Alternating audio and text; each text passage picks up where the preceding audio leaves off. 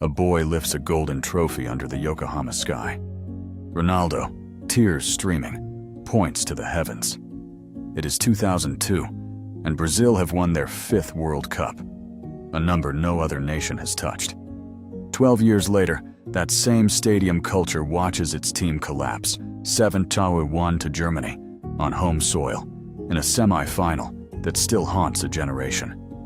And in July 2026, in a different tournament, in a different era, Brazil managed just 38% possession in a round of 16 defeat to Norway, the lowest share of the ball recorded in their World Cup history. Same badge, same yellow shirt, same reservoir of talent producing Vinicius Jr., Rodrigo, Endrick. So how did football's greatest nation stop being football's greatest team?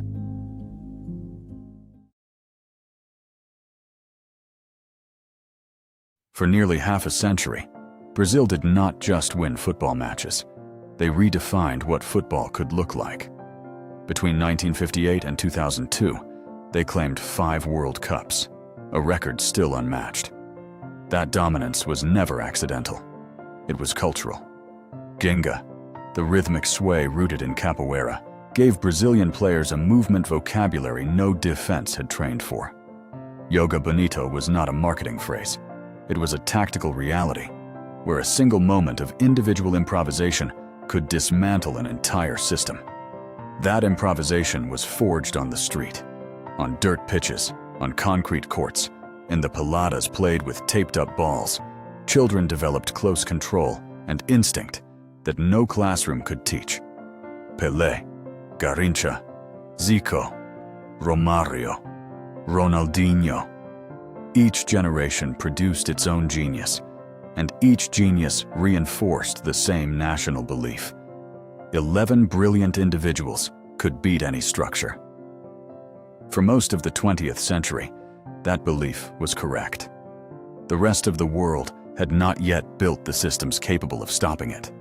But belief systems built on talent alone eventually meet a football world that stops standing still. And by the mid-2000s, that world had already started to move.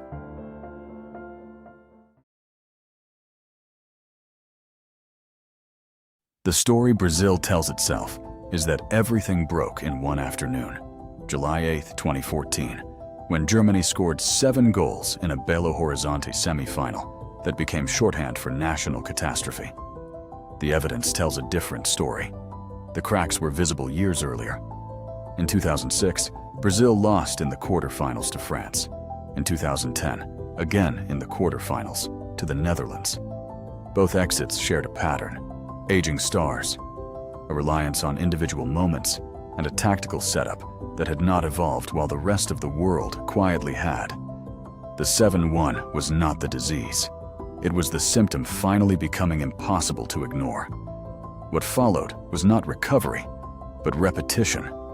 Quarterfinals in 2018, quarterfinals in 2022, and in July 2026, under the guidance of European football royalty in Carlo Ancelotti, a round of 16 exit to Norway, Brazil's worst finish since 1990. Brazilian football has hit rock bottom, said Sport TV host Andre Rizek after that result. Brazil have gotten used to losing. By 2030, Brazil will have gone 28 years without lifting the trophy, the longest drought in their history. The question stopped being about one bad tournament. It became about a structure that had quietly stopped working 2 decades earlier.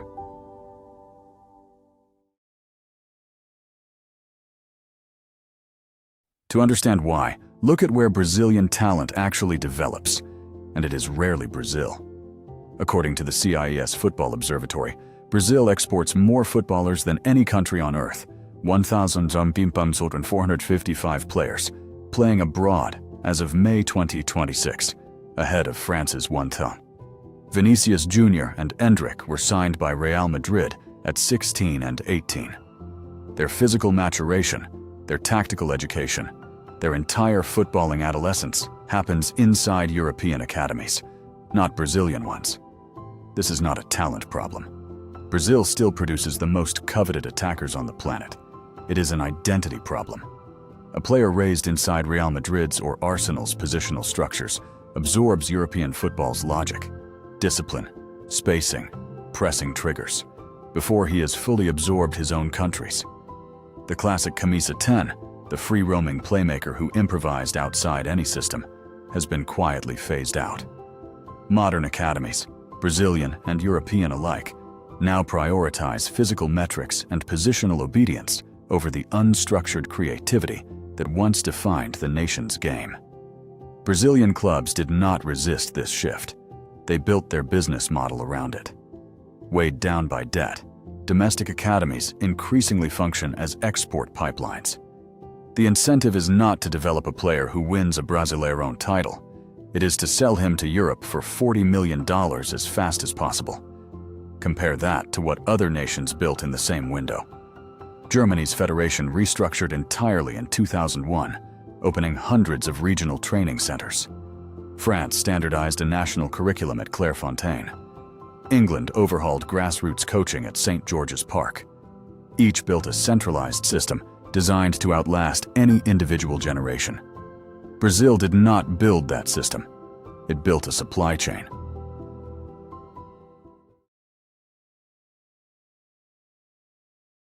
Even a perfectly assembled Brazilian side would now face an opponent that no longer resembles the one Pelé's generation dominated. Football's tactical revolution changed the terms of competition. Positional play, popularized globally through Pep Guardiola's methods, dictates precisely where every player should stand, compressing the space where chaotic, free-flowing movement once thrived. High-intensity pressing systems deny playmakers the time on the ball that Brazilian technique depends on. Video analysis, GPS tracking, and expected goals modeling now let any well-funded federation dissect an opponent's patterns with scientific precision. Crucially, this knowledge is no longer confined to Europe's traditional powers.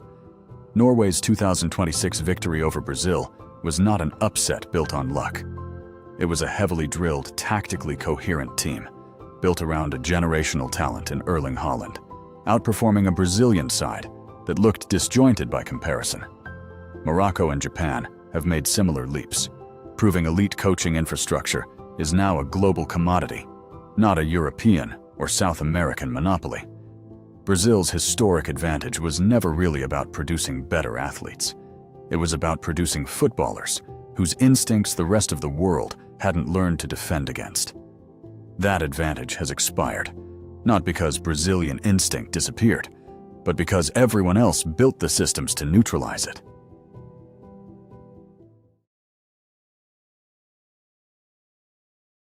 Brazil's problems are not confined to the pitch. They start in an organization that has struggled to plan beyond its next crisis. The CBF has cycled through interim coaches for years, including Fernando Diniz, before finally committing to Ancelotti, a manager whose pedigree could not repair, in a single year, structural rot built over 2 decades. "We didn't do a spectacular World Cup campaign," Ancelotti admitted after the 2026 exit. "We have to find new ideas." CBF director Rodrigo Caetano was blunter still. "One of the main reasons we failed in this World Cup was not to have proper, stable guidance long-term that would have prepared our national team." Following the exit, the federation committed to keeping Ancelotti through 2030, a rare, deliberate bet on continuity. Domestically, the problems compound. Brazilian clubs play a punishing calendar: state championships, national league, domestic cups, continental tournaments, leaving little room for the sustained tactical training that European sides take for granted. Meanwhile, Brazilian coaches have fallen behind UEFA Pro license standards, widening the gap between how the game is taught at home and how it is played abroad. The 2026 squad exposed all of it. World-class attackers, Vinicius, Rodrigo, Estevão, surrounded by an aging midfield and a shortage of elite fullbacks, isolated rather than integrated. The individual talent had not vanished. The framework meant to connect, it had.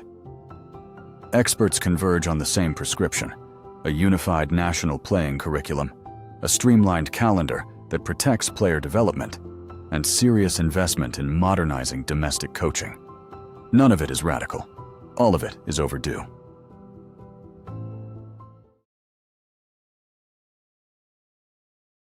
Has Brazil become weaker, or has the rest of the world simply become stronger?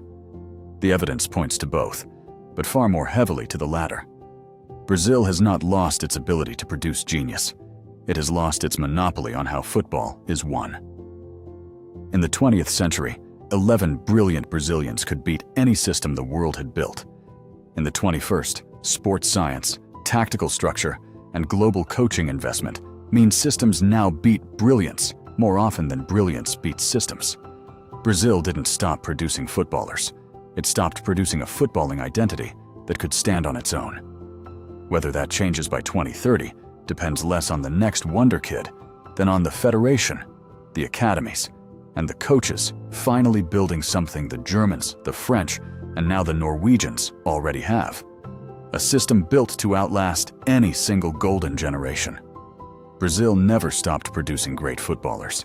It simply stopped producing Brazilian football. Thank you for watching. If you enjoyed this documentary, please like, share, and subscribe for more stories like this.